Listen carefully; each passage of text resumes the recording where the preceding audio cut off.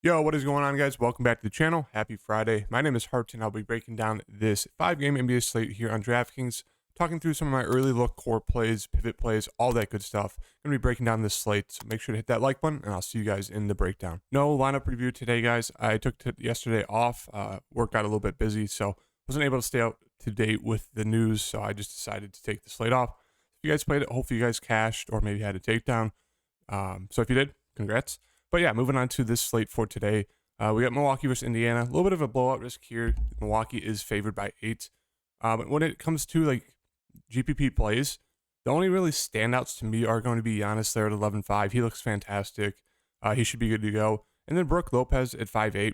Really the only ones that kind of stand out to me. You know, Brook Lopez should see about 30-ish minutes. Has double-double upside. Obviously very, very solid with the blocks. So those two are the only interest to me. Drew Holiday, still a little too pricey there at 8.5. Now, sure, you can get to him in this spot. You know, he still has upside, 45, 50 plus, which could definitely pay off that salary and, really help out your lineup. But with Giannis back, it's really just more. He's going to be floating around that 35 to 40 fancy point range. So don't really want to take a shot at him right now. Middleton probably still in a minutes limit. And then the value, like Allen, Connaughton, Ingles, they're just there. Like there's no really standout plays. Maybe you could take a shot on Joe Ingles. Otherwise, it's just going to be Giannis and Brook Lopez for me as the interest. For Indiana, Turner, questionable. Obviously, that's big news because if he's out, opens up more of a chance of a blowout risk here. I'm assuming the point spread probably go up to 9 or 10. And if he's out, we obviously can look to Isaiah Jackson, Goga, whoever they start at center would obviously be a great, great value play. If he's in, I have a little bit of interest in him, but you just really hope this game stays close. Like TJ McConnell, 6'5", okay play. If he's going to be super, super chalky again, I don't think there's a need to get to him. I mean, he's going to be playing the minutes. He's been super efficient when he's out there. But now at 6'5" in this matchup against Drew Holiday, it doesn't look great. So if he's going to be like 30% plus owned today, especially in this matchup, I think there's a reason to fade him. Buddy Hield does look a little bit appealing here at 6,100. The minutes have been great the past 2 games, 39, 39. I'm surprised he hasn't shot it more, but we know he's going to hit the threes. As you can see, his solid upside into the 40s. So I do like him here. Hope this game stays close if you do play him. Mathurin, a little bit too scoring dependent for me. He's been great the past few games. If you want to ride the hot streak, sure, you can do it. I just don't want to. Nembhard, if he plays, I actually do like him for some value here at 4,700. That actually take a little bit of a down or a little bit of a hit to a guy like TJ McConnell as well. Now, if Nembhard is out, TJ McConnell will probably start again. I mean, obviously he'd be an okay play, but it's just the matchup blowout risk. Chris Duarte would be a solid play. Now, he did get 6 steals. I mean, that's 12 points right there. Really, really helped out his fantasy score because he's more just like a scoring dependent guard. But yeah, I mean, I don't mind him. If Nembhard's out once again, he should see mid-20s into the 30 minutes depending on how he's playing. Same thing with Neesmith. If he's in, you could definitely get to him. He'd be a solid value play there. Should see mid-20s minutes. If he's out, then we could look to guys like taking a shot on a guy like Isaiah Jackson, who's kind of like a Chris Boucher. If he gets some minutes, he should be super productive, but they're not really guaranteed. But if he's out, it's just more minutes for a guy like Duarte and Nembhard. Moving on to Memphis and Minnesota. Great game environment here. Ja looks great at 10,000, especially if Bane's out. Ja looks even better at 10,000 if Bane's out. If Bane's in, I don't mind getting into either one of them, but they're more just kind of like secondary plays for me as of right now. Triple J at that price tag, sure, you can take a shot on him. He's kind of like the third option, though, between Bane and Ja. So he's just there. Don't mind him in this matchup. Steven Adams is out. If they start Brandon Clark, he looks great here. Solid game there versus Golden State. But, the game before, they'll start Xavier Tillman. And then Brandon Clark gets in huge foul trouble. 4 fouls. Played 13 minutes.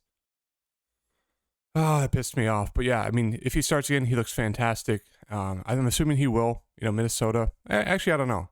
Minnesota, they do have Gobert. So if Gobert plays, I'm assuming they'll start with Xavier Tillman, just because he's a little bit taller, bigger, a little bit better, I guess, of a defender for Gobert than Brandon Clark would be. But I'm assuming Brandon Clark will get a ton of minutes off the bench. So I do like Brandon Clark is still a good amount, even if Tillman starts. If Tillman starts, you can definitely go to him as value.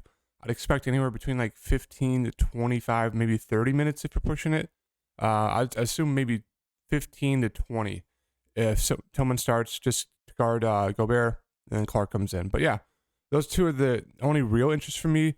And then I'd say Ja, Bane, Sure, you can take a shot on, Dylan Brooks. The minutes are there. It just really has to hit a shot. So at 4,600, it is a little bit appealing, but he's just been I think he's been the worst player in the league in terms of efficiency. So yeah, he's just not been great. I'd rather get to the main three guys. Moving on to Minnesota. Anthony Edwards, great price tag here. I mean, yeah, it's really hard not to get to Anthony Edwards at that price tag.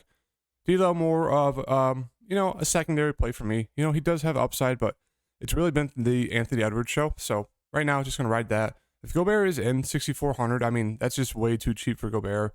We know he has upside. Obviously, he has a very, very low floor in like 30 plus minutes, but if he's good to go, really, really like that price tag. If he's out, obviously we can look to Naz Reid, who'd probably start 4,300. Super foul prone, but he'd be almost a lock. Anderson, McDaniels, they get a little bit more of a bump if a guy like Gobert's out. You could always take that shot on Knight or Luke Garza if, Gobert's out, Naz Reid starts, because if Naz Reid gets in foul trouble, they're going to go to Knight or Garza. And in terms of value, you can get to Noel or Rivers. They've been very, very bad, but they're there. Moving on to Orlando, Miami. Once again, these Orlando guys are pretty cheap, so good amount of interest here, even though it's a slower paced game. Not a sexy game to target, but I kind of liked it for that reason. I do think a lot of people overlook this game. So Paolo at 7,000. We know his upside. He's been more of like the second option behind Franz recently, but I think they're both pretty solid here. Prefer getting to Paolo just because I would assume he'll start taking over. Wendell seems a little bit too cheap here at 6,000. He's been, decent the past two games. Not going to shoot the ball a ton, especially with, kind of everyone back. More of that like third option, but he's there. Does have that double upside. They're probably going to need him to guard Bam, so I do like him a good amount. Same thing with Fultz. He's upside.